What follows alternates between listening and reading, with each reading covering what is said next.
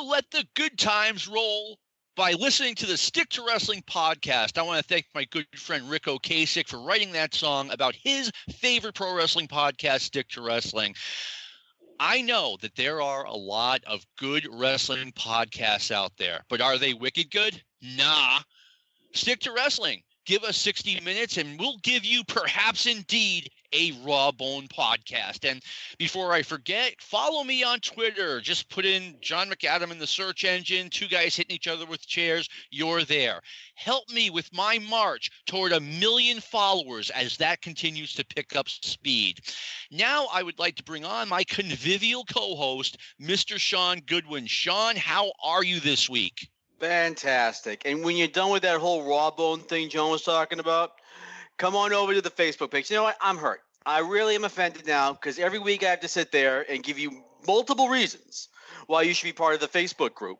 And here we are again. We have to have the same discussion again and again. But if you were with the Stick to Wrestling Facebook page this week, you would have found out, was Nick Bockwinkel and Harley Race plotting against Bob Backlund in 1979? Did Backlund know? Does he know now?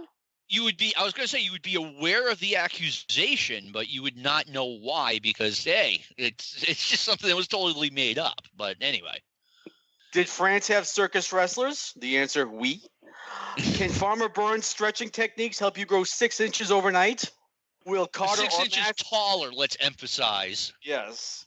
Will Carter or Massey face Gorgeous George in Birmingham?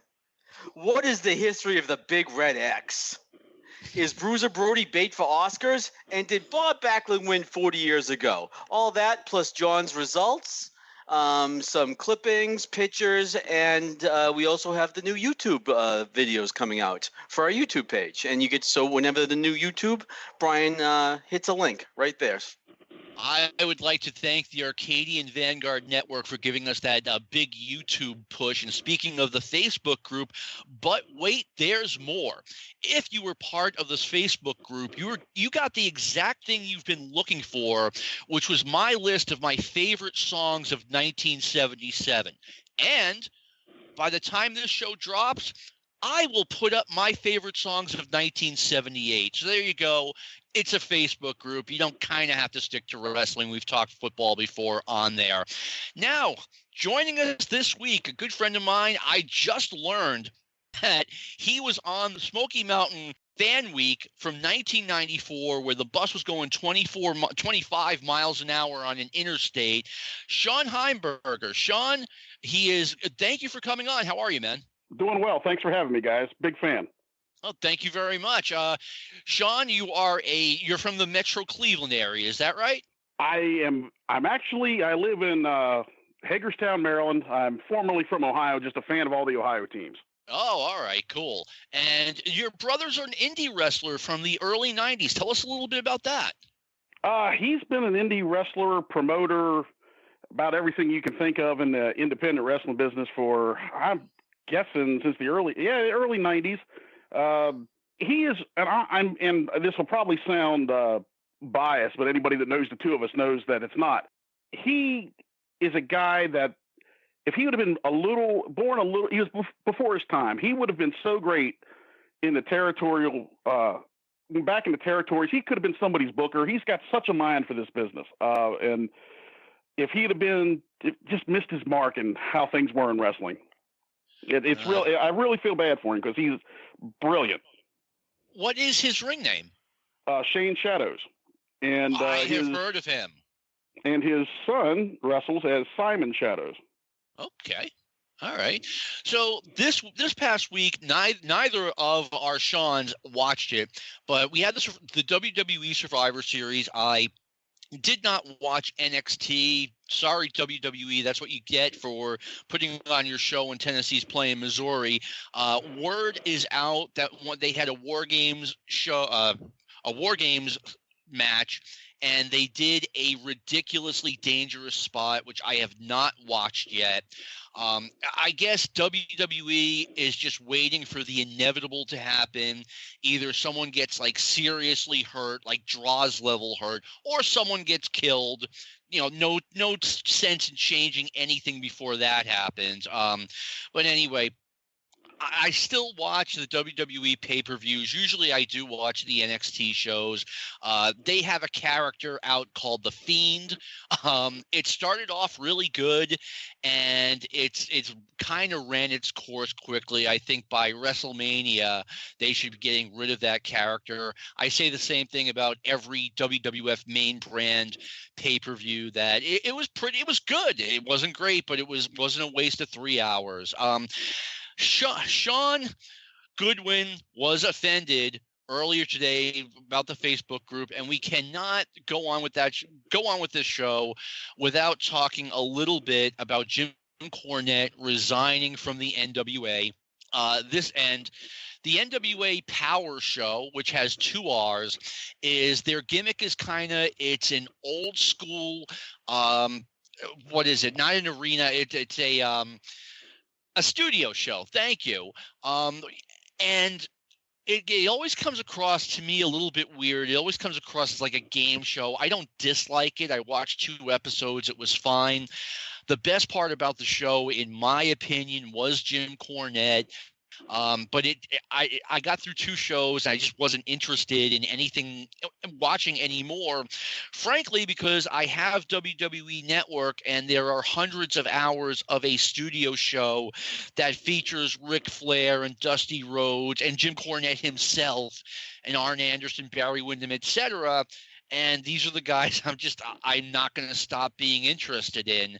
But anyway, Jim Cornette on this show, he attempted to describe the strength and courage of Trevor Murdoch, Dickie's kid. During the episode, he said he's the only man I've ever known that can strap a bucket of fried chicken on his back and ride a motor scooter across Ethiopia. And I wish Jim had just said, he's the only man I've ever known that can strap a bag of croissants on his back, or some apple strudel, something without that connotation. Shawn Heimberger, can I get your opinion on this? Well, I've heard that's a line that stuck with me from the time he used it with Big Bubba Rogers. And yes, he used it multiple times with Big Bubba. And it's funny, but you're absolutely right. If he just changes what he puts on his back, it all goes away. Yeah. That's all he has to do. Change the food item. Yeah, exactly. And nobody has a problem with it. At least I wouldn't think so. And I would have thought it was even more funny because, it's like, oh, here comes the racist joke, and Jim, double crosses us on that. Sean Goodwin, may I have you share your thoughts with us? I don't think anything's saving it. Okay, I mean, starving our Ethiopia jokes ain't working anymore either. I mean, it's just. But here's my problem. Now, before I start with this, Jim was wrong. Okay, different. You can't do it. You just can't do it. Period. When was this show taped? Very recently. What is the time period between when it was taped and when it aired? Literally, they taped twice a month. So it had to be within that 14 days time span. How many people would have seen this clip before it went on air? That was another problem. I mean, there should have been. I bet they're obviously the filter system didn't work. I mean, no one said, "Hey, we better not put this on the air." So it wasn't all Jim. It wasn't all Jim's fault. The NWA has to say, "Hey, we screwed up here too." It's like if you invite Don Chat. Like I said, I'm not it's bad, and you can't. But I mean, how did this end up on the air? This seems like it should have been an easy catch. I think the guys who heard it and then said, okay, that's worse than what Jim did. Jim just said something off the cuff, a line he's used 500,000 times. He shouldn't have. But when they hear it once and then they hear it the second time at the editing booth and let it go, and the NWA has the gall to give a lecture, they're every bit as guilty, if not more. I think it's a little galling that they gave a lecture. At the same time, I don't agree that they're quote unquote more at fault because it was Jim who ultimately said it. And I like Jim Cornette. As a matter of fact, before last night, I listened to the Jim Cornette drive-through, and it's been too long since I listened to it because Jim is so much fun to listen to.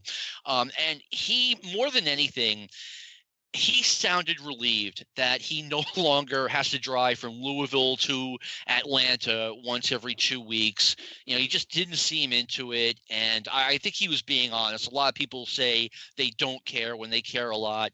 I don't think Jim cares, to be honest with you. But, one thing right before we started recording, and I'm talking literally like 15 minutes, I asked my good friend, a good friend of the show, someone who was on as the guest once, did an excellent job and is going to be back, Brandon Rice. I asked him, hey, friend to friend, were you offended by this remark? And Brandon had the guts to say, yeah, I thought it was offensive. And one thing, I have no problem with someone saying that. Yeah, I think this is offensive. What I don't like is if you ask someone, well, are you offended by this? And they say, no, but someone else might be. Well, let them do the talking. That's just my take on it. But anyway, and like I said, the best part about that show was Jim Cornette. And I think his absence is going to be lost. But if he's not going to miss it, well, okay, if he feels like his life is a better place without that, we're all better off. But to make the show a little more lively or a little more lighthearted, I am, in tribute to Jim Cornette, going to list what someone had as his top 10 one-liners of all time. Number 10, I started this low-carb, low-sugar diet because I refused to be outlived by Vince Russo. Number 9, I can beat anyone, either male, female, animal, vegetable, or mineral. Number 8, eventually even a blind squirrel will find an acorn. I always like that one. This one's my favorite on the list. Number 7, if it was raining soup, he'd be outside with a fork. Number 6, the grass is always greener on the other side unless Vince Russo has been there, in which case the grass is most likely dead. I like that one. Number 5, I like to take advantage of the simple-minded because I can. Number 4, I remember this one. Rick Steiner is so stupid it takes him an hour and a half to watch 60 Minutes, straight off a Rodney Dangerfield album. Number 3, I got this bad allergy. I'm allergic to bullshit. Number 2, this one killed me when it first aired. Hulk Hogan may be a household name, but so is garbage. And like garbage, it stinks when it gets old. And number 1, the saddest moment in a child's life is not when he learns that Santa isn't real. It's when he learns that Vince Russo is. For his own sake, I hope Jim Cornette one day just forgets that Vince Russo exists. Do you guys, Shawn Heimberger, do you have a favorite Jim Cornette line? I use brought a tear to a glass eye a lot. That's a great one. It's even funnier when you know people that have glass eyes. And I kind of always like the one when he was on the Rick Steiner ramble when he was talking about Steiner and Rotundo right after they won the NWA title show. Mike Rotundo spent 7 years at Syracuse trying to get a letter and had to have somebody read it to him. Sean Goodwin, how about you? We talked about this before the show a little bit. It was never a line. I always remember Bobby Heenan's line. For Jimmy, it was always just this frantic kind of. And you were telling me, someone who's been around him, John, that that's what he's like. You don't fake that. Okay, when you see Ric Flair, this hyper kind of energy, you don't fake that. You either have that or you don't have that. But I would guess the lines I remember from him early on were one is I love the intros. The early intros for the Midnight, Loverboy Dennis and Beautiful Bobby, and yep. Joel Gertner, years before Joel Gertner, and better. And I would also say his first promos with Dutch Mantel, I always thought were really funny back in Memphis. When Dutch was messing with him, and he was straight, he had the whole, he was really playing up the mama's boy thing with the captain's hat. Oh yeah. And Dutch played him along and finally cut him loose at the last second. He had a hissy fit. I do remember that when Dutch was asking him, do you like to get up early and watch cartoons? And Jimmy's like, oh no, I like to get up early and watch Richard Simmons. Oh yeah, it was from the Memphis studio. The whole thing was great. My personal favorite, and 33 years later, this still cracks me up. I was just laughing all day.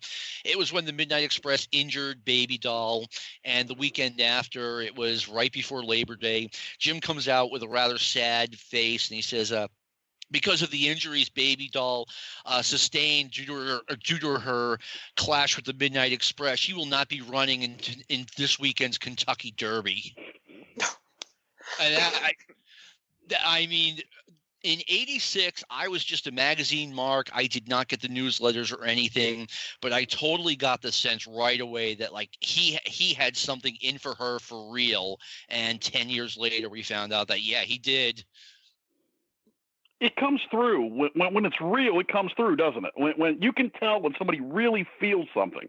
Yeah. You feel legitimacy, and for a guy that really doesn't watch the current product anymore, I think that's what it kind of lacks. It's you have that feel of legitimacy that these people really don't like each other. There may be something to what you're watching, et cetera, et cetera, et cetera, but you can tell when somebody doesn't like each other. You can, just like if you watch a movie. Sometimes you can tell when somebody's on a film that okay, there's something going on behind the scenes, whether they're lovers off the screen or whether you can tell this person does not like them. It comes through, and when wrestling grabs you like that, that's the people that stick with you 35 years later. Yeah, totally. I mean, they had an angle. It was on Worldwide where Jim Cornette managing the Midnights against Dusty and Magnum as the James Boys. And they were going to do a thing where Baby Doll came out. Jim saw her. They start chasing each other around the ring. Instead of Baby Doll, chasing him around, she just walked up behind him and punched him in the back of the head. Jim said it damn near knocked him out. He figured it was one of the fans that did it. So there was, and it looked wrong when it happened. And you could tell those two just did not dig each other. But anyway, today, when this show comes out, it is going to be November the 29th, and that is Jerry Lawler's birthday. And my favorite wrestler of all time is Ric Flair. And then there's like a 5-way tie for second place. Chris Jericho's in it, Jim Cornette and the Midnights are in it, Terry Funk's in it, and Jerry Lawler is definitely in it. He is an all-time great. I think if you cut his career in half, pre-WWF and post-WWF, you have 2 no questions asked Hall of Famers, and we're going to talk a little bit about Jerry Lawler. Sean, you're a big Jerry Lawler fan as well. You could say 3 careers. Because he had that whole great, massive heel run in Memphis in the 70s, and then he had the injury, breaks off, comes back, and he becomes the biggest face in the history of the territory back throughout the 80s. And then he has another career with the WWF. I mean, I've always talked about guys who just get over, who just know how to get over. No matter what happens, you can put them in Mars. You could put Jerry Lawler on another galaxy somewhere, and he's going to get over, because some guys are like that. I mean, you had asked me, when we're talking about this show, to put together a list of Lawler interviews, angles, and matches, and I couldn't do it. I couldn't isolate anything. So what I ended up doing instead was I just put together a timeline. I was joking earlier that I have 4 pages before the 70s, but for the 80s. And just a timeline of things I just kind of jumped out at me from the beginning. I was going to mention a couple, see what you guys thought. And I like that idea. 1972 is the first time I've ever seen anything with Lawler. This was the Kazana film, where if you look up Crazy Hillbilly on YouTube, you're going to get the Ron Wright speech, where Ron and Big Jim has to screaming at each other. It was also from this show that you will find the team. If you find the full of the show, this is 72. I want to say December, and it's the Kazana show from Knoxville. And this was also the first time I could think of Jerry being featured on a show that there's still video of. And it was him, Jim White, and Sam Bass, and they were having a whole thing with Tommy Gilbert. Now, Bo has told us that the show was anarchy. Ron Fuller has said that the show, you could not promote anything off the show because they were just flinging things out and just – but I keep thinking that one show was good. Why? Because 23-year-old Jerry Lawler had it then. I mean, yeah, I had that show on VHS like way back in the day, like early 1980s, and I couldn't believe how how chaotic everything was. Lawler held the thing together. Lawler was like the defining piece, and that's why that show, like, if you took Lawler out of that show, it's probably terrible.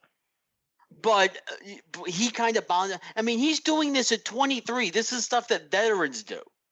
But even at 23, he had that kind of feeling for how, in the ring, he still had some work to do. I was going to get to this later. He had a very different style in the 70s than you would see in the 80s. But as far as the promos and how he conducts himself, very early, you see Star, you see a guy who just had professional tendencies to the way he did things. He picked things up with shocking speed. He did. Shawn Heimberger, any thoughts on like very early Jerry Lawler that you could share with us? Well, I have to admit, I don't know. I'm not as familiar with early Lawler as you guys are. But one thing that's fun about being an old wrestling fan today is you can watch this stuff on the fly. And when I watch Lawler's older stuff, what I'm so intrigued with is how a guy of regular size, regular athletic ability gets over as the toughest guy in a territory. It's easy to the lazy take is, well, he owned a chunk of it or whatever, but he was doing that well before he got a chunk of the territory.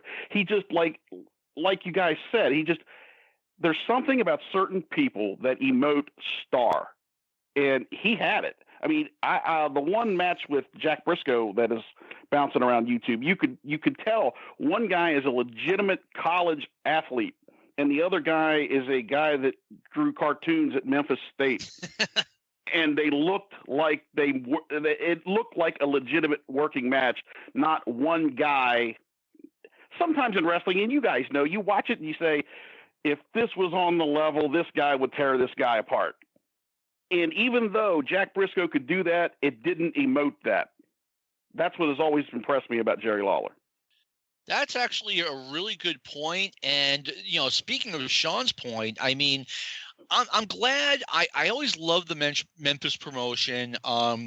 And I'm glad Lawler stayed where he was and kind of anchored that promotion, because I think if it weren't for Lawler, I mean, that would have been one of the first promotions that, hit the pavement after Vince McMahon expanded nationally. But I think if Jerry Lawler had not homesteaded in Memphis the way he did, he would have gotten over anywhere. And when I say that, I think he could have been WWF champion if they decided to go with Lawler instead of Backlund.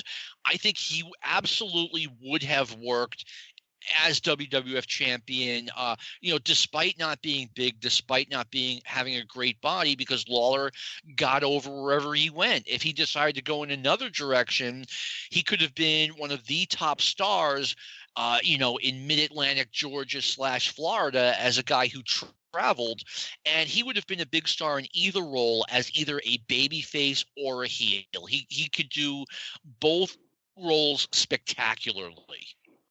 John, I really wish you guys would do a show one time where it is top 100 wrestlers who would have been better selections than Bob Backlund in 1978. No, 78, I'm fine with them. I have a problem when we get to the early 80s. I mean, I think we talked about that on one show, like, who would have been, I'll go back and find it, who would have been a better choice than Bob Backlund. I mean, at the end of the day, though, it worked. It worked. He drew, even at the end when he was getting booed in like mid to late 1983. I mean, the place was full. A lot of people were booing him, but the place was full. Well, they had a lot of stars in those cards too. They made it very easy. Was it that Bob Backlund drew the house, or did they draw the house around Bob Backlund? That's two different manners of looking at it. I remember watching one of the shoot interviews all run together after the years, where Larry Zbyszko said that when they put the belt on Backlund, that there was guys in the territory going, "What are you guys doing? You have Ken Patera right here. We'll turn him babyface. He's got the whole strength thing like Bruno had. We can do all these things with Patera as your babyface.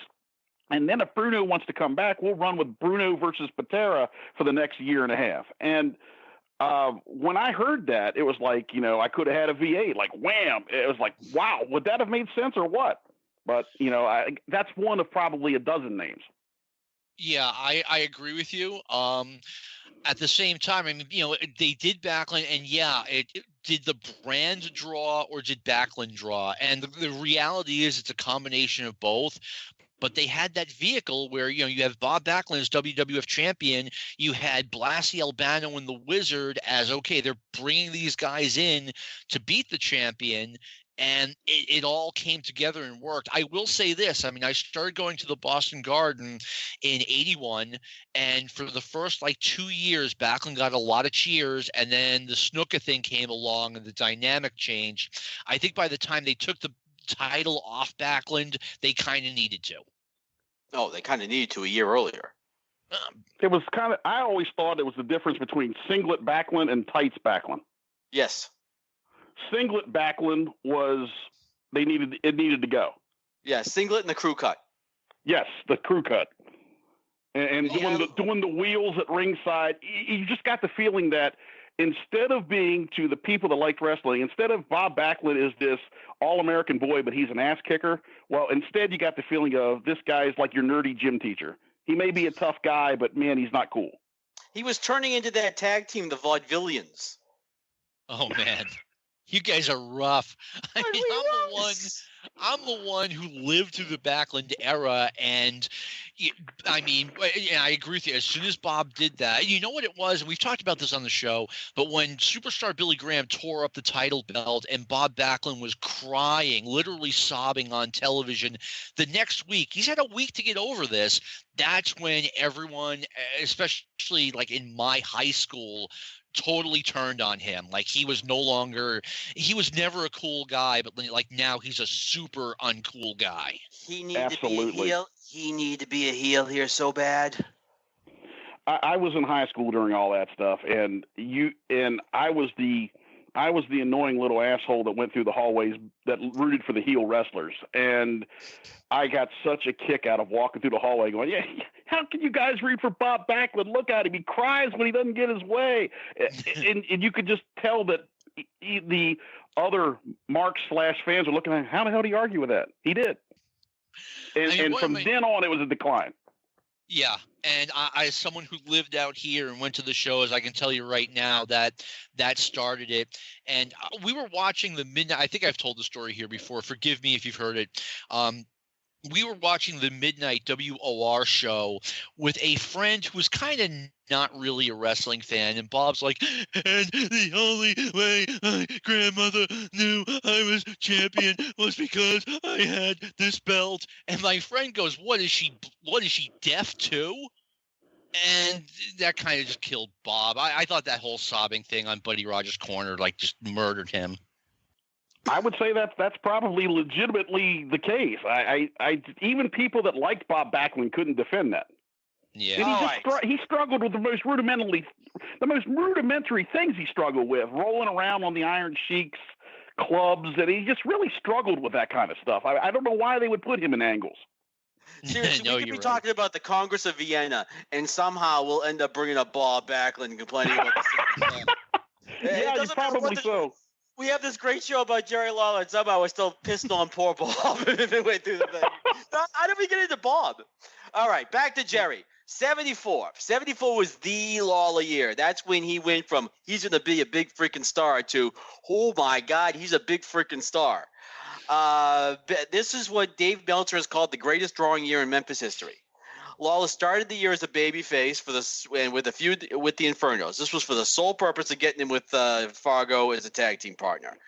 Jerry turns on him, turns heel. They have a run with ends up having a run with Fargo. He has a run with Tommy Gilbert, who was great back then. He has a run with Ricky Gibson, which if you've only seen Ricky Gibson from the early 80s, you haven't seen Ricky Gibson. Ricky Gibson, when his knees and he was healthy, could fly. I mean, he was 10 years ahead of his time back then, so he was great. And then they also started the run to the title, which included matches against the Sheik, Bobo Brazil, Wrestling 2, Dick the Bruiser, Robert Fuller, Jerry Briscoe, and then finally the title match with Jack. And then clearly Jerry had his way at the end, and he has a series against the Mummy. The Mummy. So that was still big. Yeah, that was the year that Lawler turned into a star. Okay, Lawler was still a heel when he wrestled Jack Briscoe. Am I correct? Yes. Okay. Now that's to me that's wrestling 101. They knew they had to have known that Lawler was going to be their number one baby face, the guy who took over for Jackie Fargo. But in order to have, I think for the most part, there are exceptions. If you have a guy like Lawler, if he's going to be your top baby face, you have to start him off as the top heel and make people want to see the turn. Shawn Heimberger, please weigh in. I think that's pretty dead on correct. I mean, when you have a guy that people like, they don't like themselves for liking the guy. You have to build them up that they hate them, and then the guy becomes more and more likable in their eyes, and then that's where you make the big turn. I've always thought that when you shove somebody down somebody's throat, that's when they throw it back up at you, and they did that perfectly with Jerry Lawler. I agree. Sean Goodwin, continue with the timeline, please. Move up to 77, and we have the split off from Goulas. And Lawler ends up staying with, as you said, earlier on, Lawler had to stay for this to work. But Lawler stays with Jarrett, and they have an idea to start a feud with this new tag team heel who is now a single from Australia. And they were going to try him out as a babyface. They started off the year where Lawler had, I believe, a feud with Rocky Johnson. And then the entire summer was taken up with Lawler Dundee Part 1. All right. Now, one of my favorite wrestling stories is Bill Dundee claims that he flew from Australia to Memphis and basically had zero money in his pocket. He spent all of his money on that flight, on that trip, and he had to walk from the Memphis airport to the Mid-South Coliseum, or was it the TV studio, whatever. But that's a heck of a story. They had almost immediate chemistry. This feud was it was one of those things where it looks crazy on paper, but if for some reason worked. It was just a situation that got horribly out of control. The stipulations got ridiculous. They were cars. Bev got her head shaved. Billy's wife, Billy got shaved. They had titles, car, whatever, and it did every week there was like a new stip added on. They did this for about 2 months, which was a very long time. If you have to run this weekly, as opposed to like 3 weeks in the WWF, you're doing this every week. So you basically look at it 8 cycles, and the attendance just grew and grew, and this would kind of set them off into their own thing. But that chemistry with them was always there. One reason for that is, and I was reading something about today about Fargo, where Fargo and Jerry got along but didn't get along because they both realized they were in the same spot. Uh-huh. Same thing with Dundee and Lawler.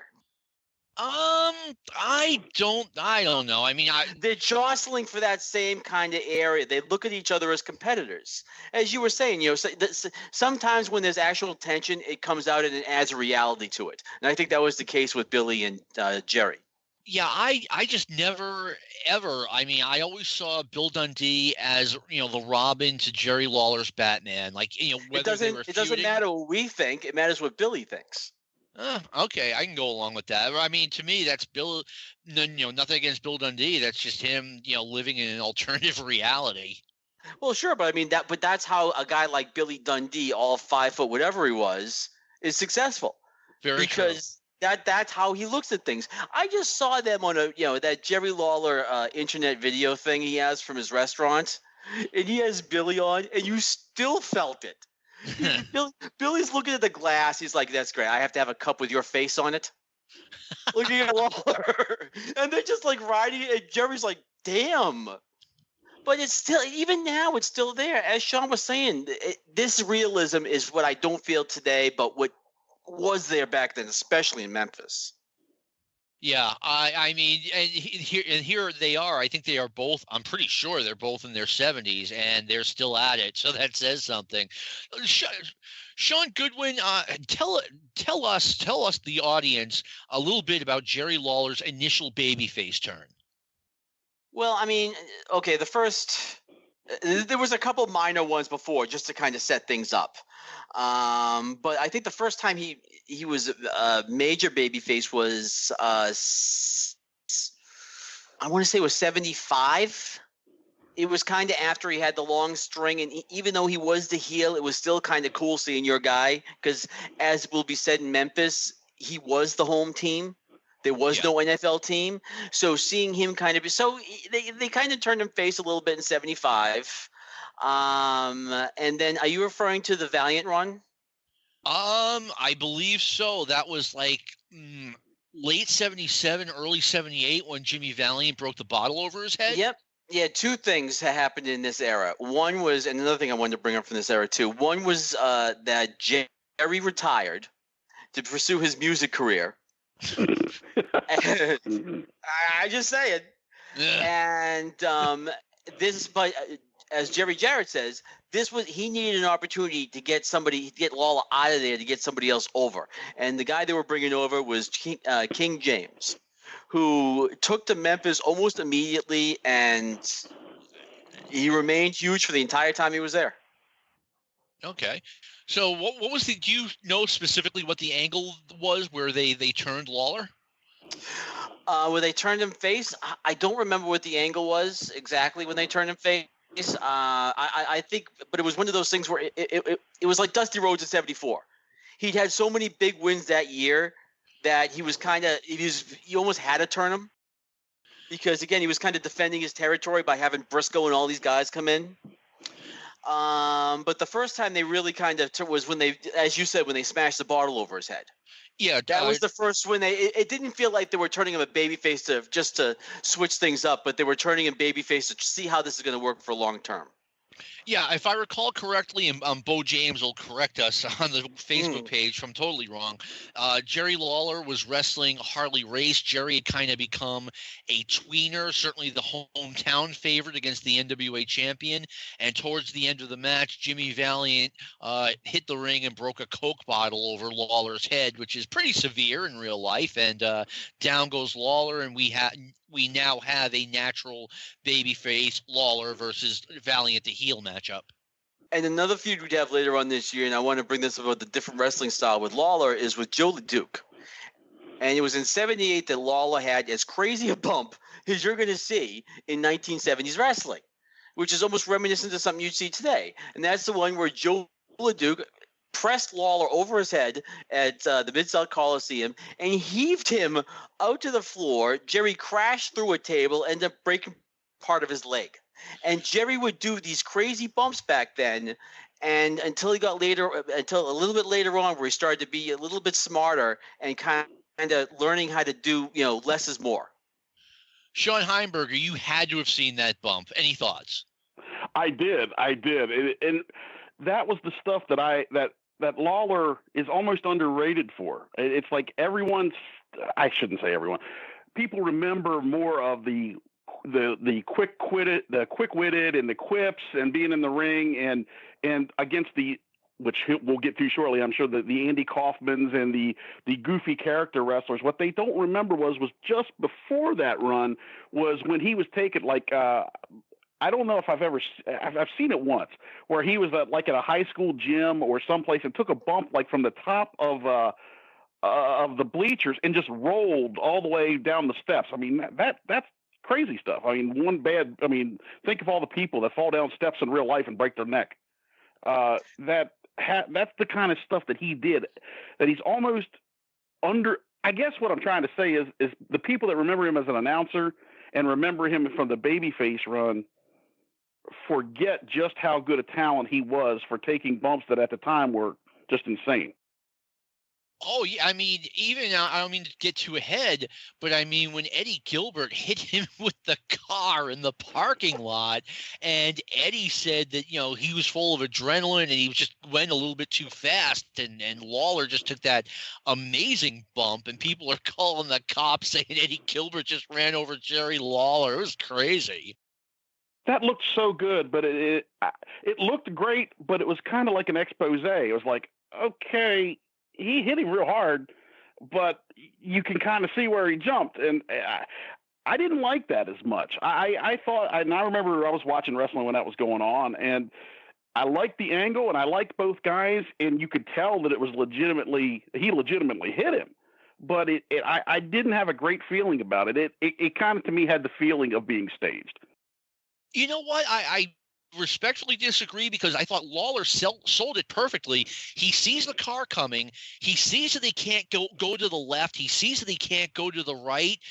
He ain't going down, so he's going up. I mean, I think that might have been, if I saw like some guy trying to hit me with a car, like that's what I probably would have done if I couldn't have gotten away quickly enough, which he kind of established. Well, that makes sense to me. I should have had you there when that happened. Everyone has different perspectives, but I'm sorry, Shawn. I didn't mean to take you off track. Let's talk about Jimmy Hart coming into the process here. Now, I'm not exactly sure this was how this was supposed to go down, but Jerry in the 70s would always have. Now, Sam was a good talker, Sam Bass. But after that, he had this guy named Mickey Poole, which I still haven't figured out what he's supposed to do. He was like the designated have his haircut guy. That's probably all he was. Yeah, he got his head shaved in the Dundee thing in 77. So, but he always had some lackey who was just some guy so Jerry could feed off of, some straight man or whatever. So now you have Jimmy Hart, who looks like never says a word for months as he's with Lawler. He just kind of sits there and looks annoying. Lawler breaks his leg in a flag football game. I can only imagine how much this would, because they looked like they were about to have a huge year.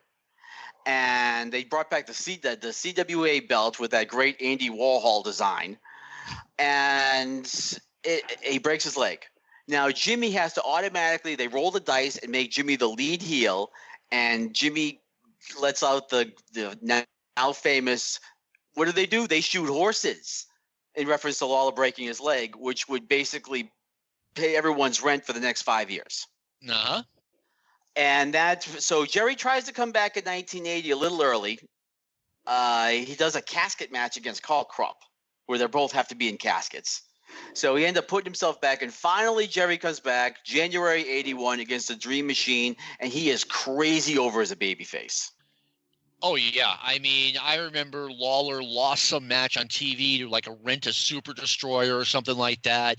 And he's apologizing at the desk for letting the fans down.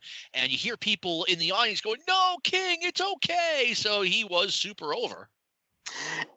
And there was no style change, by the way. He still cheated. It's just the fans like, that's Jerry cheating. He still did the thing with the chain where he pulled it out. Everything was the same. It just kind of like Ric Flair would do. He had the first series back was Dream Machine. He had good chemistry with Dream Machine. And then they did a redo of 74 where Jimmy Hart brought in all these guys, Dory, Jerry Blackwell, and then finally in comes Terry Funk for the empty arena match. Yeah. And Terry, I keep saying this. One thing I was told before I was introduced to Terry Funk and spent 3 or 4 hours with him is don't bring up the empty arena match.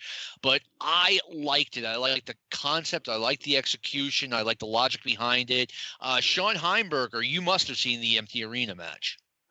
Years and years later, I remember reading about it in the After Mags and was just amazed by the concept because you guys grew up in the WWF territory. They would never have done anything like that. Every week it was John Studd against Joe Murto. And that somebody would have thought of that even as a kid looking at that going like, who would think of something like that? Why would you want to have something?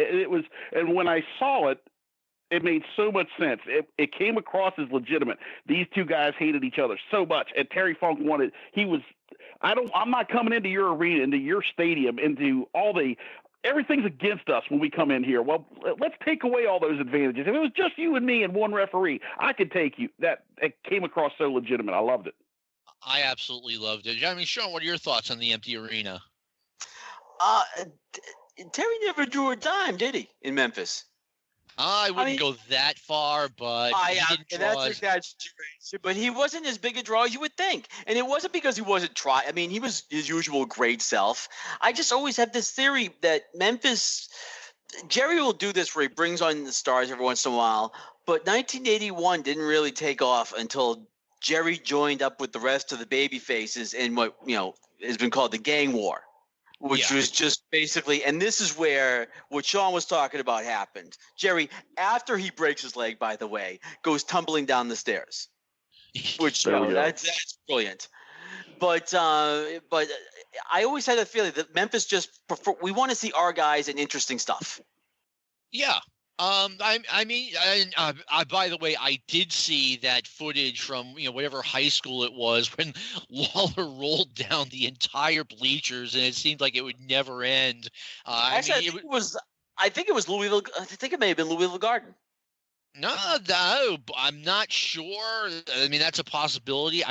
It looked a little bit. It didn't look like Louisville to me, but I mean, I obviously could be wrong. But I'll be corrected by somebody. I know that. So go ahead. You never know. But, I always say this is like the fastest 60 minutes of my week. And here we are. We've only got like 15 minutes left. There was one other thing I wanted to talk about.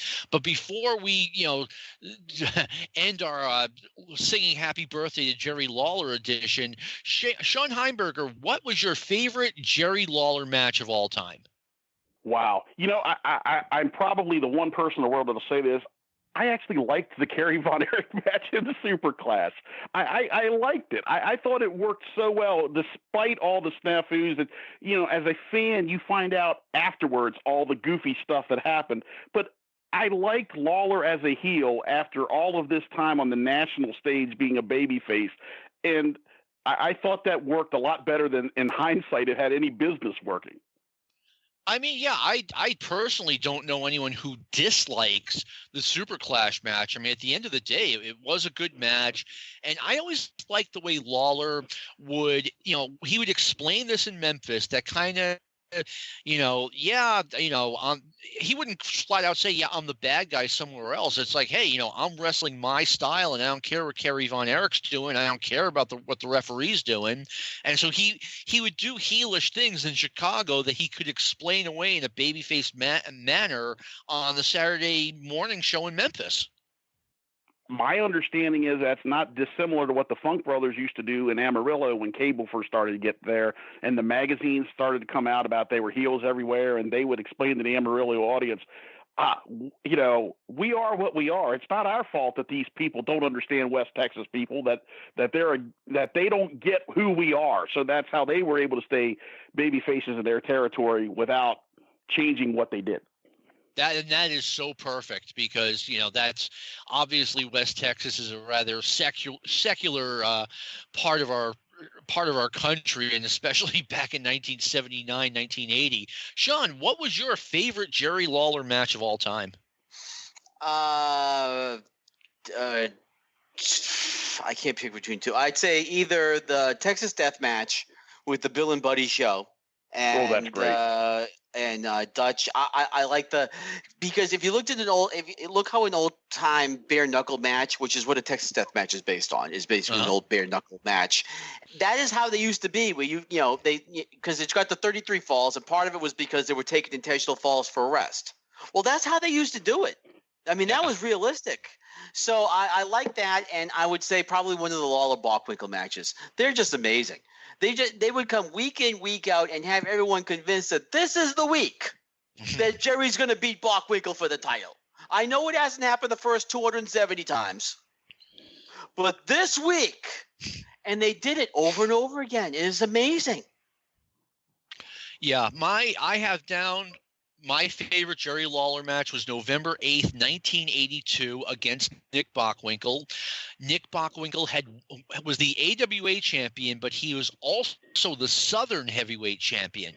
And he won that title, and in order for Lawler to get that back, Lawler had to put up his hair against the Southern heavyweight championship. And the two of them had an amazing match. But one reason it was amazing, I mean, we give Lance Russell credit for being, a great interviewer, a great kind of handler of the TV studio show. But Lance showed that he was every bit as good as Gordon Soley, every bit as good as Jim Ross when it came to calling this match. He made the match way better just by himself. One quick side on that. What's the brilliance? Because you hear, why do you give Nick the Southern belt? Because now Jerry has a win against him. So you can sit there and go back to, Jerry can beat him. And now he can bring back Nick with the AWA belt. You're right. That is very smart booking. I mean, if I were a fan watching at that time, I mean, I would have absolutely known that Lawler is not losing his hair, that he's going to win back the Southern title from Bockwinkel. But it drew a huge house, so there's nothing to complain about. So what is the event you wanted to speak of, John? The event. Oh, well, first I would like to hear Shawn Heimberger. Do you have a favorite Jerry Lawler angle? Well, the easy one is the Kaufman stuff, but I really liked the initial return against Jimmy Hart, against the, like you guys said, the various parade of opponents every week. I like stuff like that because it gives the illusion of legitimacy, of legitimate sport. It's, hey, I can't do it with this guy, I'll trade for this guy. I can't do it with this, I'll bring this guy in. I'll draft this guy. And stuff like that is the kind of stuff that really grabbed me as a fan. It was like, wow, okay. I've always been a guy that liked it when you could look at wrestling as legitimate sports do. And that was something that made sense. I'm running the Cleveland Browns. I'm getting rid of this quarterback. I'm bringing this guy in. That is, and that I paralleled that to what Jimmy Hart was doing during that run. Oh, I can't beat Ken Patera. Okay, I'm bringing in the Colossus of Death. I can't beat the Colossus. He can't do it. We're bringing in Joe LeDuc. I love stuff like that. I mean, I love that too, and I miss that. I miss just kind of turning off your brain and saying, okay, you know, these we are in a combat environment known as pro wrestling, and like I said, you kind of know it's not on the up and up, but you turn off your brain and you just enjoy these guys engaged in combat. Now, you know, I haven't done that in over 30 years, but I miss it. Your personal favorite Jerry Lawler angle, Sean Goodwin. Well, first of all, you know the big boulder isn't chasing Harrison Ford either. Okay, Exactly. all you need is plausible, just deniability for 1 hour, and you're fine. My favorite Jerry, I love the. I thought it was brilliant, the dream match angle, which after a series of miscalculations ended up with Jerry losing his title to Jimmy Hart. Yes. A lot of purists. And it was completely plausible. But it all made sense. Like, Yep. you know, you say, oh, Jimmy Hart beat Jerry Lawler. But if you take a look at the road they took to get there, it all made perfect sense. They did this. They would do a similar thing with Kaufman, where every time you saw Kaufman in the ring, he got his ass kicked. And he was running away, and he couldn't run fast enough. Yep, that's right. So, but the way they used him was realistic. It wasn't like David Arquette going in there winning. I mean, he was getting killed every time he stepped in the ring, as he should have been.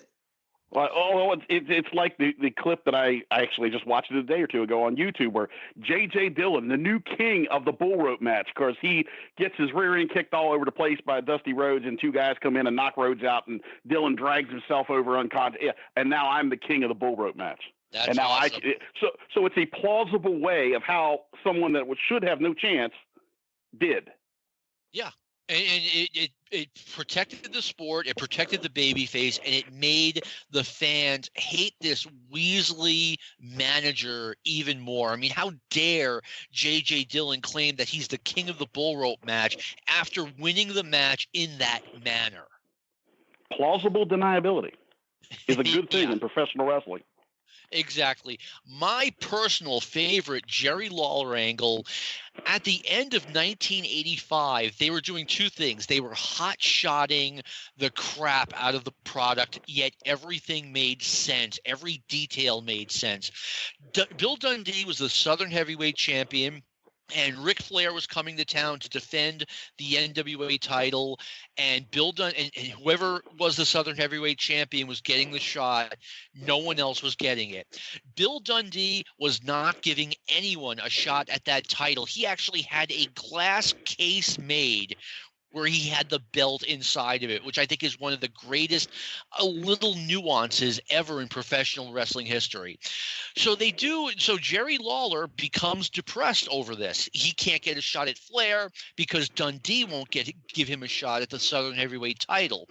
So Lance Russell goes over to Jerry Lawler's house, and he finds Jerry Lawler passed out drunk in the driveway, surrounded by beer cans, and Lawler's just like, what am I going to do? I can't beat Bill Dundee. And he's like slurring and he's like going back and forth. Well, this airs and Bill Dundee is absolutely giddy. He is cracking up. And to add to his fun, Jerry Jarrett had just lost a hair match, and Jarrett comes out in this ridiculous mask and costume, calling himself the Hawaiian Flash because, well, I don't want to come out there with my head shaved. And Dundee is just beyond happy. And when Hawaiian Flash asks for a title shot, Dundee just laughs and said, I'm in a good mood, brother. I'll give you a title match. And then when it's match time, you'll never guess who's in the Hawaiian Flash outfit and under the Hawaiian Flash mask. If you guessed Jerry Lawler, who Bill Dundee thought he got rid of, he thought he had just sent Jerry Lawler on a lifelong drunken bender, and he was wrong. And I absolutely loved that angle. That makes me want to look that up as we speak. Yeah, they had a great 1985, especially towards the end of it. So anyway, there's one more thing I want to talk about. Shawn Heimberger, you had mentioned that one of the all-time angles that never gets discussed, you just wanted to bring up as part of this show. The floor is yours, sir. I've always wondered, because when I was a kid growing up in WWF territory, angles were a rare thing, 1, 2, maybe 3 a year if you were lucky. And they did one from, I believe it was Allentown, but it could have been Hamburg. I'm not great at keeping which one's which straight, where Greg Valentine suplexed Pedro Morales as Vince Morales on the hardwood floor. And Morales sells it in like he has been, shot with a high-powered rifle from above. And Valentine stomps off, and they wrestled a few times around the horn, but they never really pushed it on television. Like it wasn't like the McMahon territory at that time to have an angle like that and not give it the big push. It never made sense to me, and I still haven't got an answer for it. Perhaps you guys can enlighten me. It's like the angle that they put on there and never went anywhere with it. I mean, they wrestled. I mean, Morales defended the Intercontinental title against Valentine around the horn, but it didn't make sense to me why they did an angle with these two when normally they don't do angles like that, and then just dropped it. Well, let me ask you this.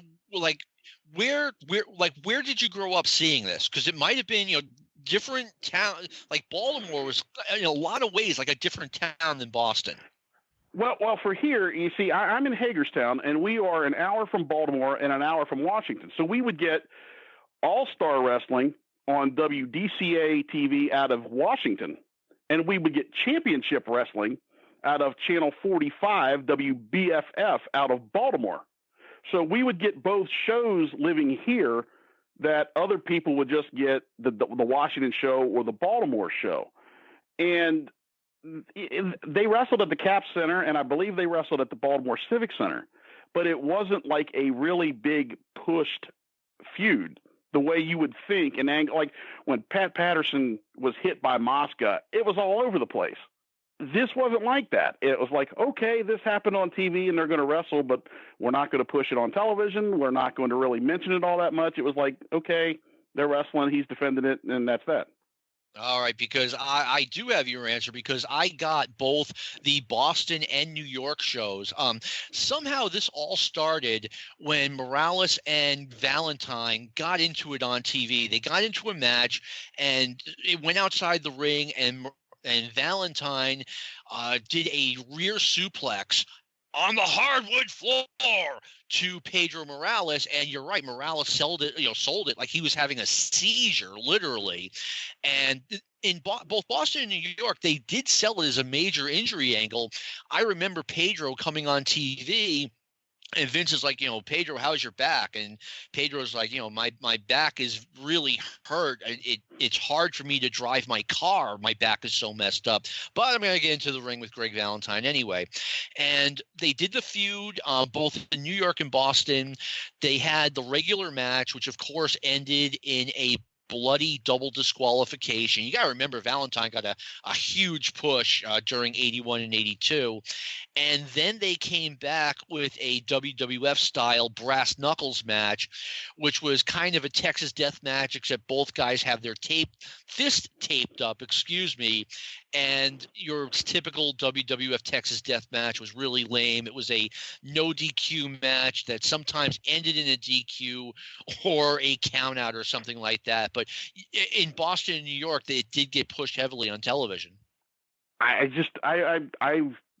perhaps it's an old man's memory. I just never remembered them making that big a deal of it after that. I mean, I know they ran the Cap Center with it and they ran the Baltimore Civic Center with it, although I don't remember it was probably the co-feature to a Backlund title defense of whomever at the time. But I mean, most of their angles on television were something that they really heavily pushed, and I just never remembered them pushing it as such. You know what? It could be that you don't remember, or it could be that it just never got pushed heavily in Baltimore. Like I said, Baltimore, Pittsburgh, New York, Boston could all be doing slightly different stuff. But yeah, in Baltimore and Boston, it got in Boston and New York pushed pretty hard. Valentine would come out and do, say nasty stuff about Pedro, and if you think I hurt you last time, wait till I get figure 4 on you. We had like 2 months of them going back and forth. But anyway, our time has expired. Once again, the fastest 60 minutes of my week. Shawn Heimberger, thank you for coming on. It was a great show, man. Thank you. Appreciate you guys having me. No, we're glad to have you on. I also want to thank Sean Goodwin, awesome co-host, and does a lot of great stuff behind the scenes for Stick to Wrestling. And I also want to thank our producer, Lou Kippelman, who makes it all happen. And thank you all for listening. One last thing. Shawn Heimberger he told me right before the show that he was on the Smoky Mountain Wrestling Fan Week tour bus with both Brian Last and I back in '94 when we were going 25 miles an hour on an interstate in Tennessee because the bus was having mechanical problems. So thanks for filling me in. This has been a production of the Arcadian Vanguard Podcast and Network. Go Vols, beat Vandy. I hope you all had a great Thanksgiving. Take care.